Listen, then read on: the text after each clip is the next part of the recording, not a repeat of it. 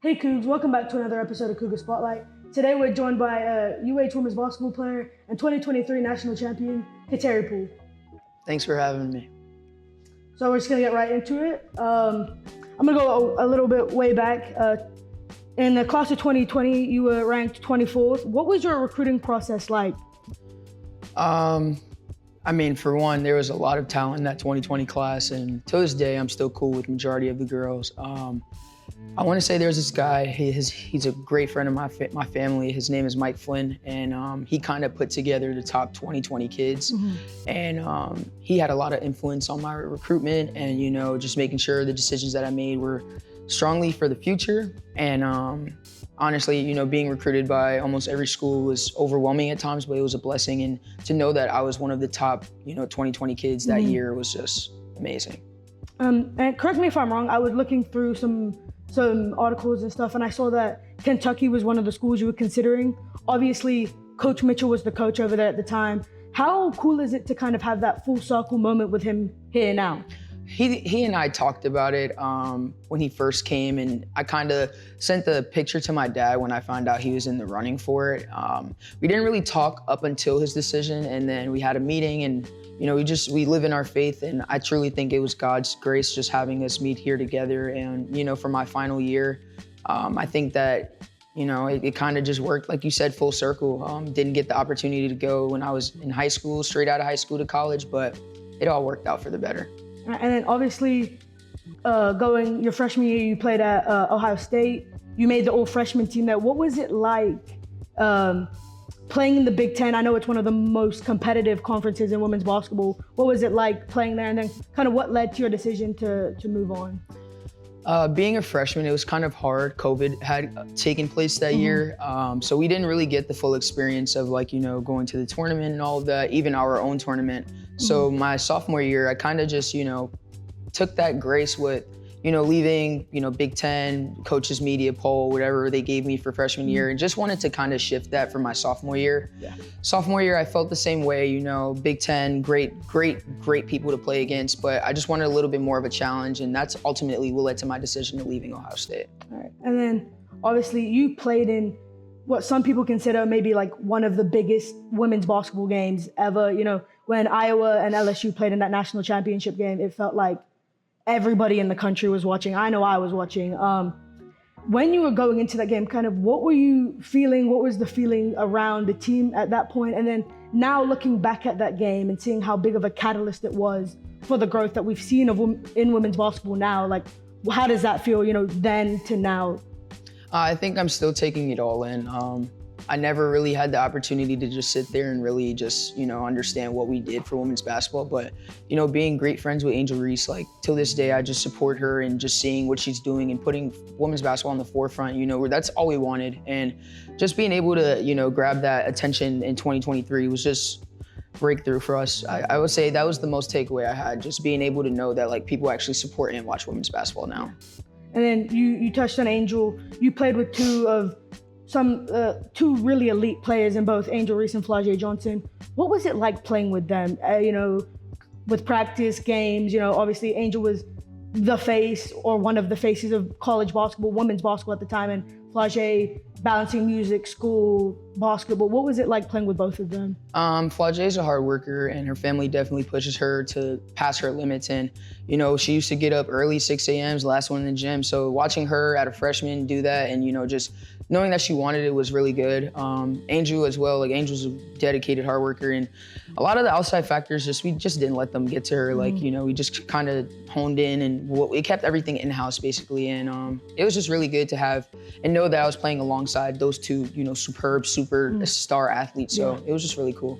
And then transitioning, obviously, you ended up at Houston. What sort of, obviously it's not the same when you first got here, but what were those things that kind of led you here and what went into the process of getting here?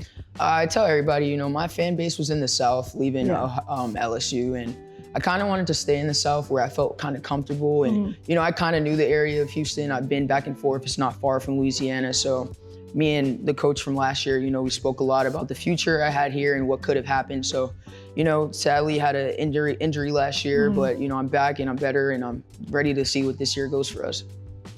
Yeah, obviously you tore your ACL last season. I know that process was hard. What was it like? I know Malia Johnson was also going through a similar injury as well. So what was it like kind of having her here with you while you guys were going through that? It was amazing. Watching her, her progress. I still talk to her to this day. And, we used to push each other who could do a wall sit for longer. Like, just like, hey, how's your leg feeling today? Like, we used to always just make sure that we knew that we had each other within it and we weren't alone. The support staff here, the mental health specialists here, and even Kaylee, our trainer, like in our strength coach, Layla, she's amazing. And, the time that they poured into us, they just wanted it reciprocated back because they can't want it more than you. Yeah. And then speaking of ACL injuries, I know a lot of star players have kind of gone through those. Last season, both AZ Fudd and Olivia Miles were both coming back from ACL tears, and they both had amazing seasons. For you, watching it from the outside, is that something that motivated you and kind of made you want to go harder, or was it something that was like, that's outside noise, it has nothing to do with my road, and I'm just gonna let them have that, and I'm just gonna go through with my journey? I think a little bit of both. We're similar players, and we play in the same speed and same level, but at the same time, our bodies are different. So, it's great to know that people can come back from a season-ending injury and also, come back and be 10 times better than the player that they was. But at the same time, my process was kind of different. I kind of just wanted to be fully engaged in me and myself. All right, and then going into this season, what are your goals? What are the expectations of this team? I know both TK and Mayra have, said that they have aspirations of getting to the NCAA tournament. For you, kind of what are the aspirations you have for yourself and then as the team? I just want to take it day by day. I just want to win. I want to be a leader in any way that I can on and off the court. And I also want to help Coach Matt. I have great goals for him this season, especially coming back, and I think the whole team is pretty much locked in on it. We just, the tournament is great and that's everybody's goal, but we got to do stuff to get there. So I'm going to do what I can to help the team get there, whether it's on the court or off. And then tying back to LSU, Amani Barlett, she joined you here. What is that like playing with her again? I love Mani. When I found out she was coming here, I was ecstatic, and just being able to get back to the basics. I've known Amani since I was probably 13, 14, and just able to finish out college with her, somewhat was in there, started with her, it's just full circle. So this is a pretty brand new team. You guys are kind of building chemistry. What's it been like building chemistry with this group on and off the court? And who's kind of surprised you the most as you've gotten to know this group? I think I have a pretty level, grounded relationship with everyone on the team. I will say I am a complete fan of Jade Jones. I love her effort. Off the court, she's a goofball, but when she gets on the court, she goes hard, and I would love to play with her an extra year if I could, truthfully. And then obviously you guys have the Baha Mar competition coming up next. How excited are you for that? You get to go to Bahamas, be with the team in a different location. How excited are you? I think we're all excited, to get away from Houston up and down weather as of lately, but I think it's going to be a great experience. We get to, enjoy some time, but the main goal is to go out there and compete and win. So, putting Houston women's basketball on the map.